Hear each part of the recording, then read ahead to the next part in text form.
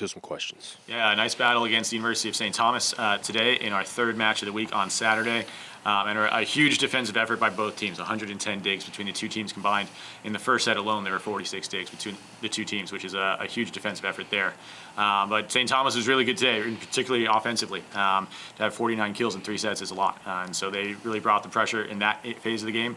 And I think we saw a little bit of the fatigue of having 3 matches over 6 days this week. And so a chance for us to get some rest tonight and tomorrow. As we turn around next week, we've got 1 match against the University of South Dakota on the road on Thursday, but then we've got a bye on Saturday, so a little chance for us to get some rest after 1 more match next week. And Coach, looking at the match as a whole, started in step with the Tommies early, and then really kind of started gaining a little bit of momentum there late before they were able to kind of close things out. Talk a little bit about that, but then also maybe some adjustments that may have needed to have been made kind of in that middle portion of the afternoon. Yeah, I thought we struggled a bit in the reception phase, and we were our middles were doing pretty well early offensively, and then we weren't able to get them the ball nearly as often because we weren't passing quite as well. But then we had a really nice response in the third set and cleaned up in that phase, and we saw a much closer contest in that set. So I thought that was a nice adjustment from us. And Paige, talk a little bit about just your performance.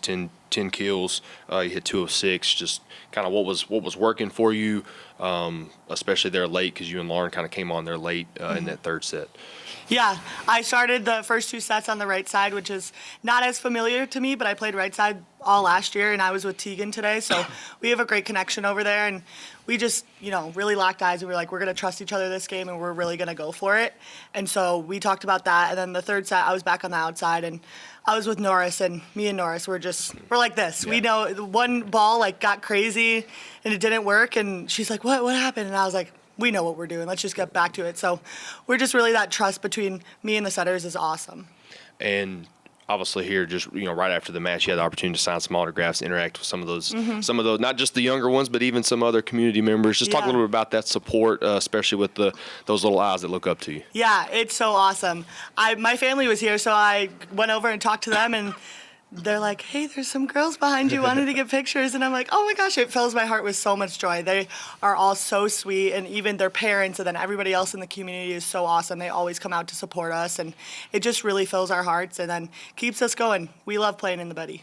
Obviously, junior season, so you've seen a lot of volleyball here as a Fighting Hawk. A little bit of a tough stretch right now. So what, as kind of an upperclassman, a leader in the program, kind of what are your thoughts towards the girls, or what are you telling the girls, in order just to keep swinging? Yeah, we said it Thursday night after our game. We were like, we show up the same every day to practice and every day to each of our games, even though we kind of are in a slump right now. And we really applauded that.